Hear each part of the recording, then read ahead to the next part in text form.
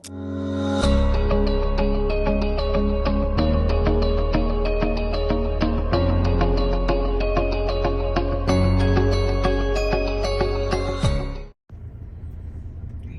good morning mga ka-eyelashes dyan, si Mrs. K.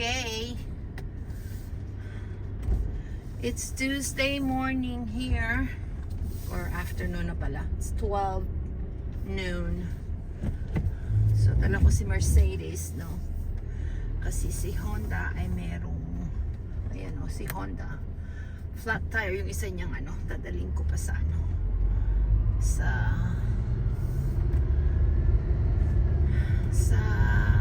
gas station. Lalagyan natin ng hangin yung aking isang goma.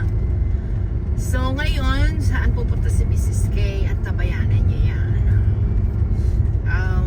As you know, officially retarded na tayo today. I mean, retired. So, kukuha tayo ng ayuda, which I have been doing kasi dito, basta residents ka ng city namin, merong ayuda, no questions asked. You just have to register your name and everything. So, may ayuda ako for me only. Tapos, I mean for me and Mr. K. So, bibigyan ka doon ng eggs, ng rice, vegetable, mga dilata, things like that. Mamaya papakita ko sa inyo. I've been, ever since ilang taon na kami dito, no? Pero lately ko lang na-discover to. Kahit naman doon sa previous residents ko, may binibigay din sila. Sayang kasi, mga dilata, sayang. Yung mga bigas, no? Sibuyas, and things like that. So, kinukuha ko yun. Dahil libre naman, wala namang bayad yun. So, wala namang masama. Sayang kasi, it's worth almost I would say $75, no, worth of free food, free goods. So bakit hindi, di ba? So may pasta yan, mayroong tomato sauce, things like that, may fruits, may vegetable, things like that. So may eggs, may milk. Kaya hindi ako nakakuha for the past couple of weeks. Kasi punong-puno yung ref namin, no? Kaya ngayon tayo kukuha. Tapos nauubos na yung eggs namin. Every week to once a week ka pwedeng ka pumunta doon. All you have to do is give your ID, your driver's license and things like that.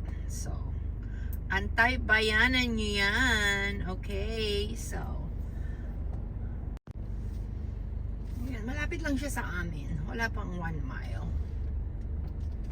Kaya sayang. So, pumupunta ako dito bago ako mag-grocery.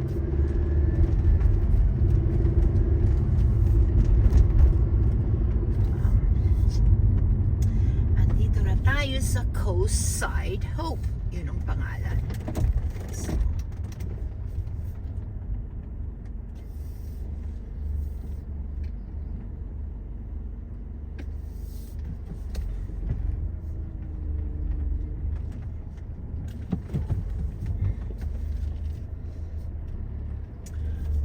lang tayo. Maliit naman si Mercedes, kaya itong dinala ko na lang, tsaka plus yung ang kotse ko ay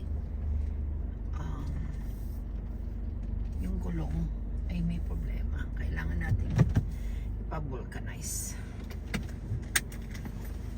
So samahan niyo ako. Ay naku, ano ba yan? I keep forgetting they're closed from 12 to 1. So balik tayo ng 1 o'clock. Ayan nga, dali natin si Mercedes. Oh. Anyway.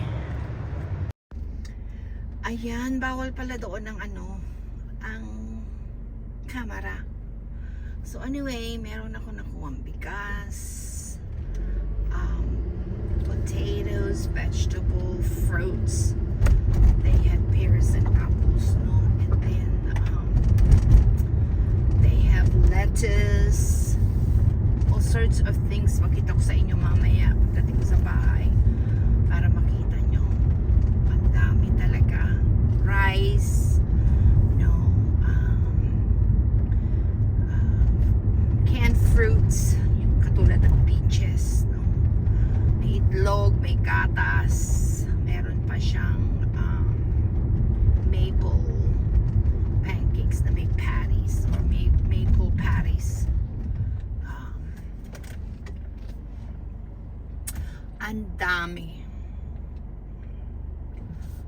Tapos, may kasama pang shampoo. Diba? Saan ka pa? Diba? Kaya, okay lang yun. Kaya lang hindi pwede ang camera. Ayaw nila. Sana naman. Hindi ko naman tinanong kasi parang nahiya lang ako.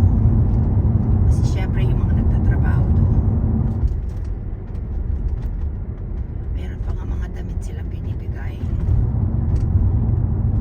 Hindi na lang ako umano kasi baka alam nyo na ayokong kaya ko naman bumili ng damit at saka mapili ako sa damit.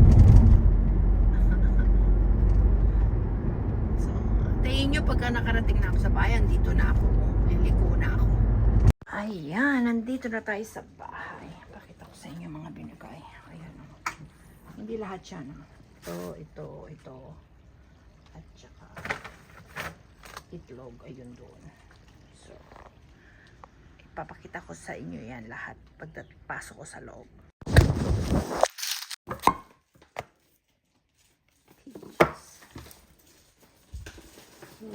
Raspberries. See. Oh, that. There we go.